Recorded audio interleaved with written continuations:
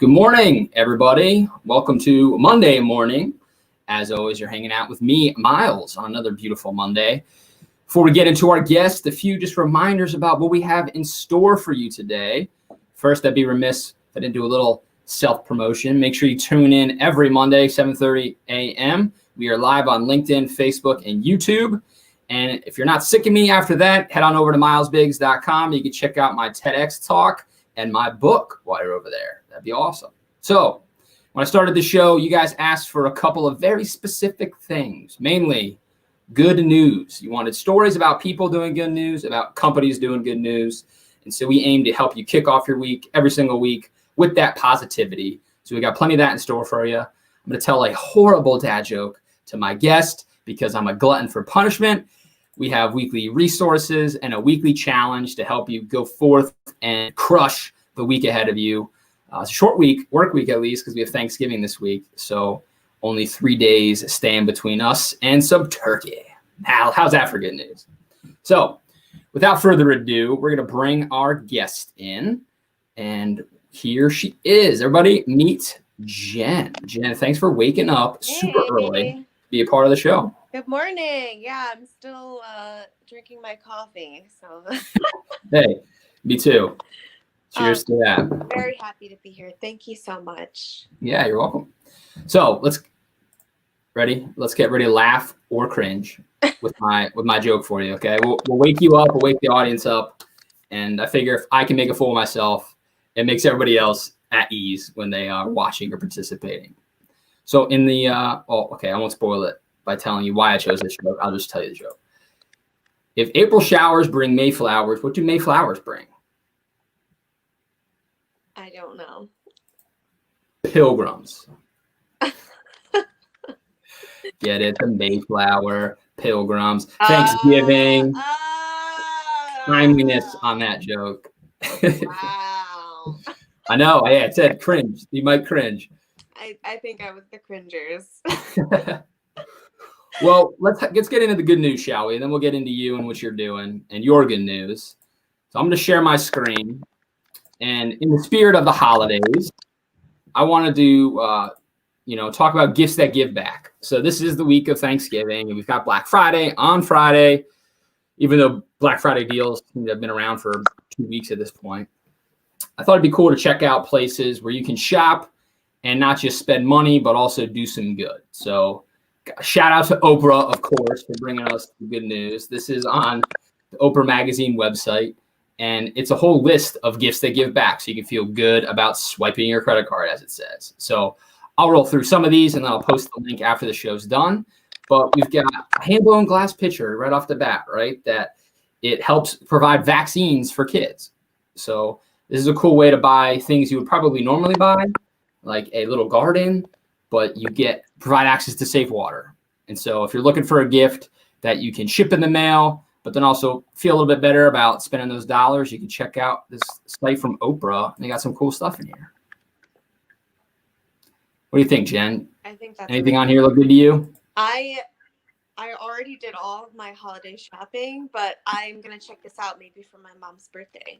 So nice. It will be really nice. What are you for being done with shopping already? Jeez. Yeah, I sometimes stay up until really late hours of the night, and that's usually when I do the most random things. So yeah. I did last week I was up till 3 a.m. and I was like, I'm gonna go holiday shopping. So that's awesome. Yeah. And in the spirit of awesomeness, our next good news story, something called the Birthday Brigade, happening in a neighborhood here. And so I'll give you the rundown. But this is cool. When the pandemic hit, right, and we're stuck inside, kids that are used to having birthday parties couldn't have birthday parties, right? So this is a story about one guy, and there's some cool photos here. Look at all those cars, where in their neighborhood, since kids couldn't have their birthdays, they formed what they're calling the Birthday Brigade, where they all meet up at a, predetermined location. They get in their cars and they form a parade for whoever's birthday it is. See them in the front yard, say thank you. And they drive past the house, they hoot and holler, they beep, and just wish that person a happy birthday. And here's a photo of the guy with the megaphone out the sunroof of his car. But what I liked in this story, this guy had a line. He said, we can be physically distant but socially exceptional. I thought that was a really cool reminder. As we head into the holidays and and many states are issuing the stay-at-home orders again, that doesn't mean you have to be any less human because you're stuck indoors. And there's ways to still be there for one another and spread some joy, even while the craziness is going on. Wow, that's absolutely incredible. Yeah, I thought that was cool. Yeah. Interesting idea for sure. And something that doesn't take a lot of effort, but has a big impact. And my last news story for you. It's a really horrible freeze frame on this guy's face. Sorry, guy, whoever you are. But this is a crazy story. So this is off-duty nurse was driving with her mom in the car, and they see this car wreck happen. Oh, wow. And you can see this car just up against the pole, completely mangled. It's insane. But if you missed the headline, this was a pregnant nurse who was off duty, not working. She works at a hospital, but she's driving along and she sees this car just flip, immediately throws her car into park and jumps out to help and pull the people from the wreckage before EMTs arrive. And everybody is okay. But there she is just doing something super awesome when she didn't have to. She had every reason not to. She's not actually working and she's pregnant, but she jumped in action anyway. That sense of duty isn't chained to a clock, right, of work hours. So I thought that was pretty cool. Wow, that is absolutely amazing. What an inspiration to a Monday morning. Yeah, right. Wow, thank you. Hopefully we don't have to see car wrecks and jump out, but we get whatever feels tough to us. If she can do that, we can do whatever we're doing. I think it just shows how incredible people are, and also with the birthday brigade, like you said, like people, they have the ability to just go beyond. So I don't know, like stories like that definitely inspire me. Thank you. Yeah, you're welcome. So let's meet Jen. Yeah. You got your own banner. So I know you, but the rest of the world watching may not know you. Tell us about you, who you are, what you're doing, what you got going on. And then I got a couple questions for you. We'll get into your story a little bit. Yeah, I'm really excited to be here. So many things happening. Who I am. Wow, we definitely need more time. But yeah, I'm just a 30-year-old woman who's trying to find her place in the world, and come a long journey, but I'm so happy to be here. And yeah, I love my job. I love my life. I love myself. There's just so much to be grateful for. So, I'll start it off with that, and any specific questions, because I know myself, I'll just start ranting. Well, I love that. I love the gratefulness concept, especially this week of Thanksgiving, because I think it's so true. It's easy for us to focus on all the negative going on right now, but in the midst of all that, there are plenty of positive things, be it the birthday brigade or pregnant nurses jumping out to save car wrecks or whatever our own personal things are. And we were on a call together the other night for something separate, and you had said on that group call that 2020 was like one of the best years of your life. And it felt weird to say that because of everything that happened, but you still had all the positivity. So I'd love to hear why that is. And maybe that'll give people watching some perspective on how they can see the good in everything that's happening as well. Oh my God. Yeah. 2020 really has been the best year of my life. I really do feel bad saying that, but it really has been. I'm so happy. I came into 2020 like struggling with money. I was in a relationship, and I had no idea how things were going to pan out between my partner and I was having extreme anxiety and panic attacks all the time. I just had a lot of stuff going on. And then once the pandemic hit, my partner actually got COVID. And I didn't know what I was going to do. I was terrified. I didn't know if I was going to quarantine by myself or quarantine with him. And so I wound up actually staying with him and nursed him back to health because he got pretty sick. And then I don't know, something about like being with him in this like near-death experience and like being quarantined together really like I really can't explain it, but it was something that like changed my life. And I really feel like it brought us closer. And I've never been that intimate with someone just emotionally. And like when you see someone about to die, like there's just a level of like connection that Sure. you just never experience. But through the quarantine together, I wanted to help other people. I think it really brought up this thing inside of me of like, how can I help people during this time? And at that time I was studying Reiki, and it's a form of energy healing. And I decided I was going to use this extra time to really like spend it towards studying and kind of learning Yeah. more about Can you it. pause on that for a second? Because I'm a selfish question. I Yeah. have no idea what that is. When you say it's energy healing, what is Reiki? How does it work?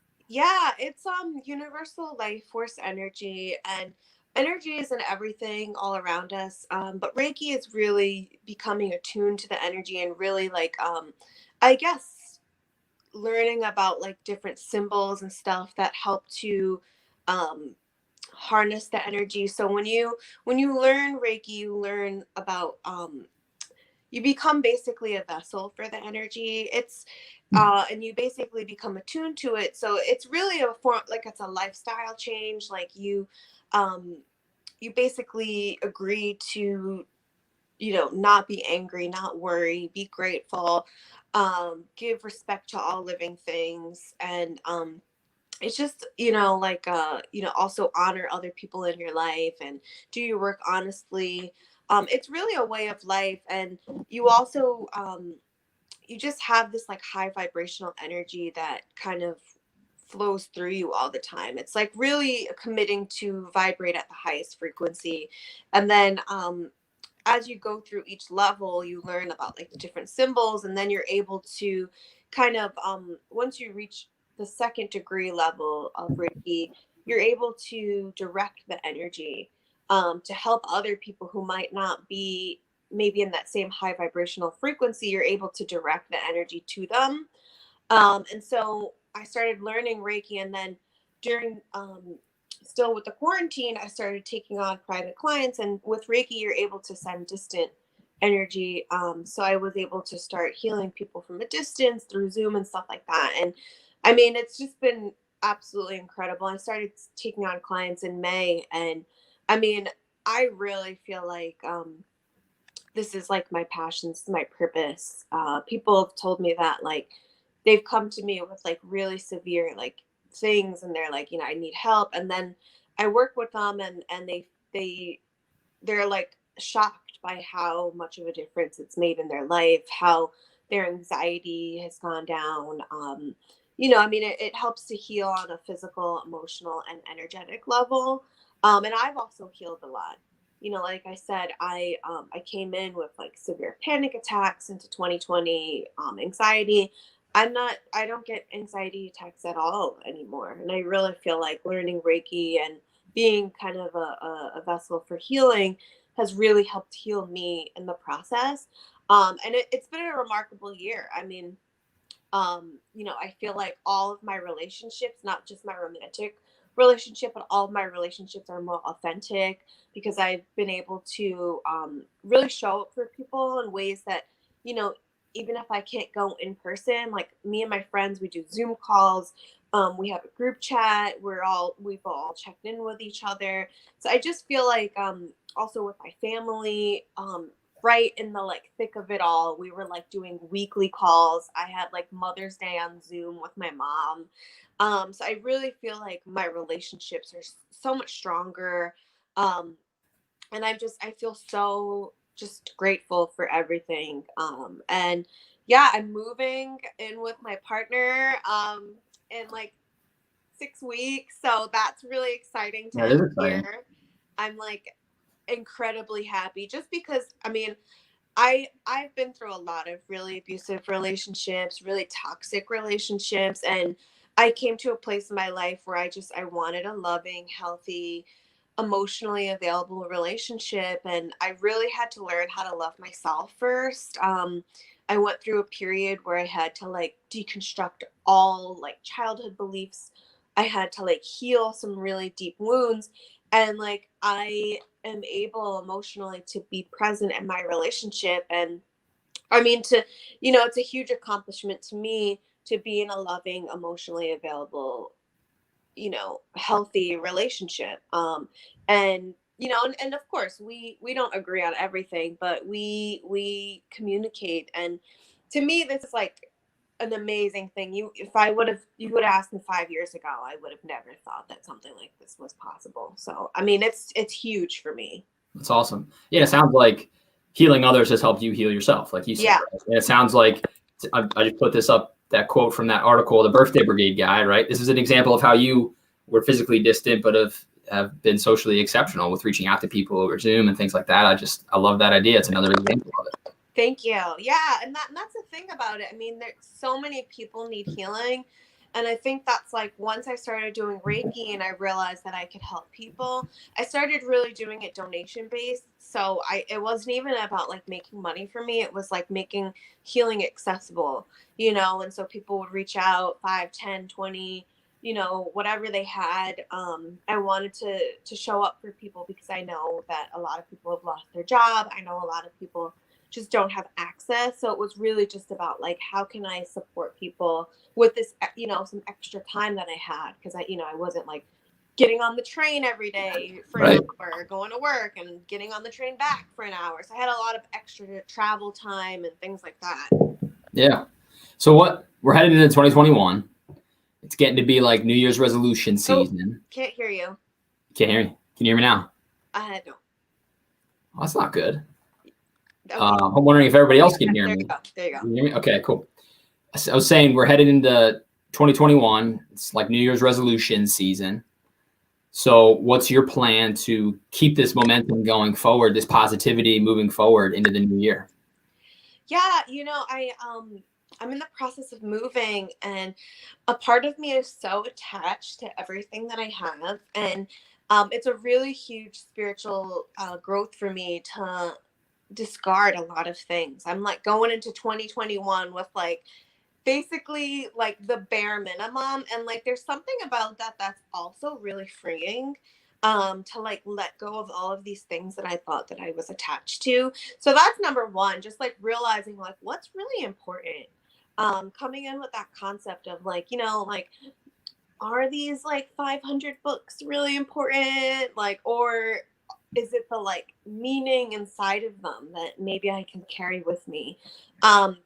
But yeah, I want to keep the momentum going, taking on clients and working with people. I don't know how long COVID is going to be impacting people. So I'm ready, like I really freed up a lot of my time to make myself accessible. I have a couple of wellness centers that I'm partnering with. So I'm ready. Like I'm putting on my armor. I'm like ready to take on 2021. And like I said, there's just something freeing about letting go of all of the things that I own. I'm literally like selling all of my furniture, and it's all. Well, I forget where I read it, but it's the idea that every physical thing you own takes up mental space as well. Like you're cataloging it in your brain. What do you have? Where is it located? Did you lose it? All that kind of stuff. And so when you let go of that, you have more space. Yeah. The thing about it too is during like the heart of quarantine, I was here in my partner's house for 4.5 months with like basically like 2 bags of clothes that I would use the washer all the time because I didn't have any of my things with me. It literally was like I came over, thought I was gonna stay for 4 days. I stayed for 4.5 months. Wow. But it made me realize that all of the things that I owned, I could live without them. I mean, that is so exciting for me because I mean, like, there is something freeing about like letting go of all of these things. I feel like I'm about to shed a part of myself, and like expand. I don't know. It's very interesting. That's great. I'm excited for you. I'm excited to keep tabs via social and watch it all unfold. It's going to be cool. Yeah, I'm super excited. Thank you. So we're going to move towards wrapping up. We got the weekly resource and weekly challenge left. And I've had this theme in the last 2 weeks of making it a twofer. The resource is also the challenge. And I don't know if you watched, Jen. I was plugging my book hard. I was like, the resource is my book. The challenge is buy my book. But I'm not going to do that this week. I told everybody I was only going to do that for so long. So the weekly resource this week, the week of Thanksgiving, is, everybody watching, it's you. You are the resource. And that goes into the weekly challenge. Your challenge is to bless somebody else, right? Be that resource for somebody else. This could be selling your stuff, donating your stuff, kind of like you're talking about, Jen. Or it could be, you know, when you're at the grocery store, we always have this, right? Somebody's counting pennies, trying to buy the last minute things for Thanksgiving dinner, when you can pick up that $20 that's on the conveyor belt. Just do that without thinking about it. Buy somebody's Starbucks behind you in the drive-thru, right? Just do good for the sake of doing good and to pay it forward and to be that resource for somebody else heading into Thanksgiving, right? Be that person that somebody else is grateful for. That's the challenge this week. That's really powerful. Thanks. And I'm going to leave it, like I always leave it, everybody. Crush it, fire emoji, get out there, have an awesome week. Be that positivity that you can take from this call, this conversation, and spread it outward. And we'll see you again next Monday. Jen, I appreciate you waking up early, having your coffee with me. It was fun. Yeah. Might have another cup. Me too. All right. Well, thank you so much. Thank you everybody for watching. I'll see you here next Monday. All right. Take care.